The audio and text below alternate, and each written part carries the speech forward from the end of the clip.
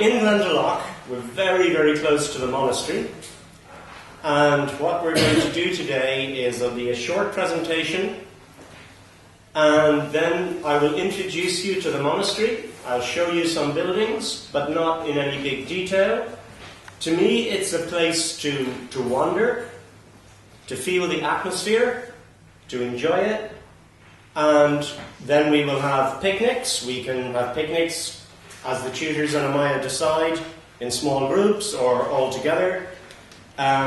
We have about, 2 hours, 2.5 hours. Then somebody needs to come back here to check in. Amaya and I and the tutors can organise that. And then we go on this long hike. And it's a hike for 4 hours. And it probably will rain. Not very much, I don't think. But so bring rain gear, bring sun cream, bring water, and bring something to eat. Chocolate, fruit. In the village, there are small shops in the village. There is also, but please think about this at the beginning of the day, there is a good souvenir shop. Thank you very much. It's expensive, but if you want to get a good present, something for your parents, there are really good products in the shop. And remind me to show you where it is. But the village is very, very small. It's really a hotel and this shop, a couple of houses, and that's it. And these mountains were all formed by glaciers. And the valleys between them, the valleys really were formed by glaciers. So we're in Glendalough. Glen is a Gaelic word for valley. And we're going to Glenmalure, which is on the other side of those mountains. That's where we're going to have dinner. Oh yeah, we're going to have dinner in a very old pub. There may be music, I'm not sure. Again, it's unpredictable. But I think it's a particularly beautiful pub, but it's also, as I'll tell you, a very historical pub. So, glaciers. I can't show you the glaciers here, but obviously you know what glaciers look like. But basically, when you look at this landscape, you're looking at a granite landscape. Do you understand granite? So it's kind of quite a soft rock. So the glaciers, but it's also a great cultural area. And again, in the 19th century, it was an industrial centre. In the 5th century, 6th century, 1500 years ago, it was a great cultural and religious centre. Because the Irish monasteries were among the great universities of Europe. So it's hard to imagine, we think of globalization as being a new thing. But in fact, this valley was in communication with Rome, with German monasteries, with French monasteries, with Spanish monasteries, perhaps with Basque monasteries, in that period. And this monastery was founded by a man called St. Kevin. And again, do you remember I talked at the very beginning about appearance and reality? We think of saints as being very good people. And there are some beautiful legends about St. Kevin. I'll tell you some of them later. But there's also a story that led my wife to describe St. Kevin as the patron saint of domestic violence. Do you understand domestic violence? Violence usually by men against women in the home. Well, St. Kevin, the holy man, but a woman fell in love with him. And she kept following him.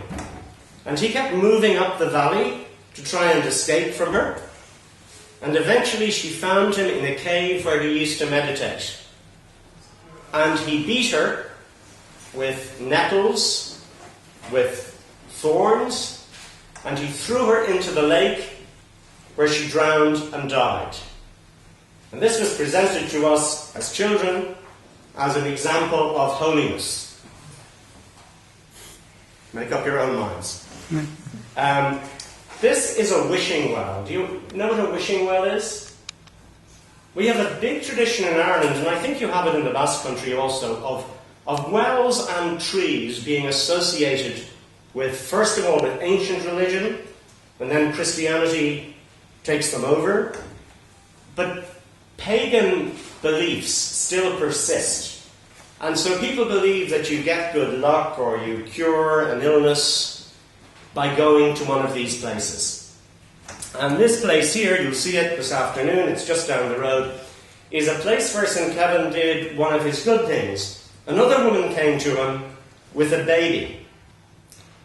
Two babies, actually, twins. And she couldn't feed the babies. She couldn't give the babies milk. So St. Kevin asked God to send him a deer. And the white deer at this point came out of the forest and he fed the babies on the deer.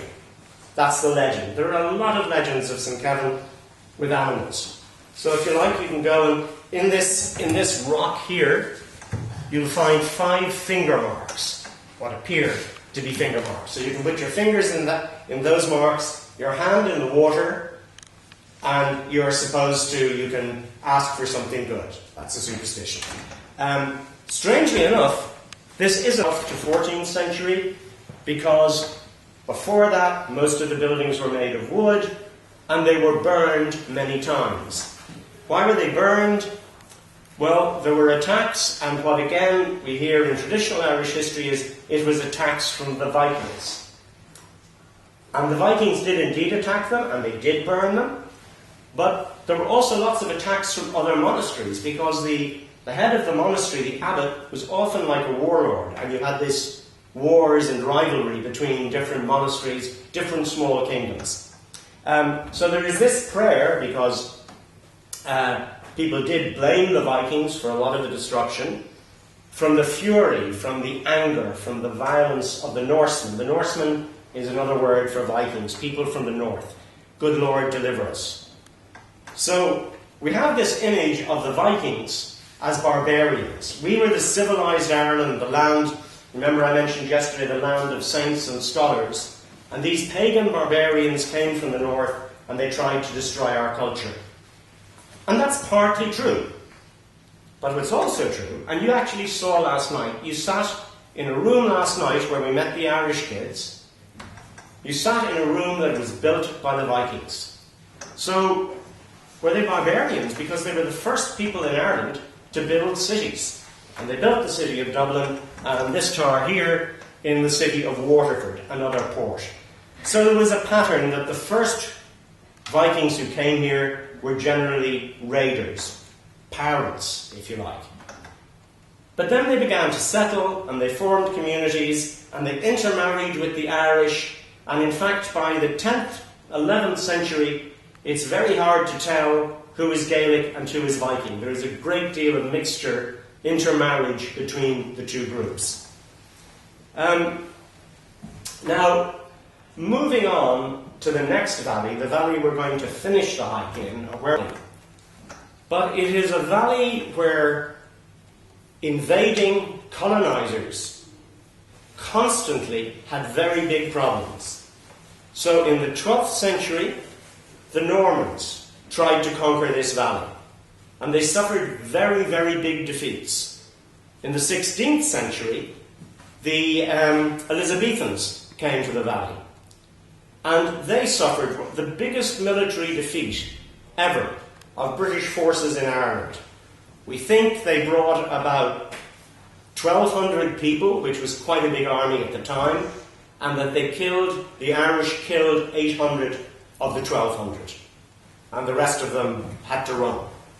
And then, in 1798, if you just keep 2 dates in Irish history that are important politically, I would say one is 1798, the rebellion of the insurrection of 1798, and the other one is the rebellion that we've talked about a lot in Dublin, 1916. But 1798 is really the first modern rebellion. It's democratic, inspired by the French and American revolutions, and in this remote valley, 1798 was important. And this man, Michael Dwyer, the rebellion was defeated within about 2 months. But Michael Dwyer brought about, we're not sure exactly how many, but about 40 people back up to this valley. And if you have to remember that at this time, Britain was the most powerful empire in the Western world. Obviously China was more powerful, but in European terms, Britain was the most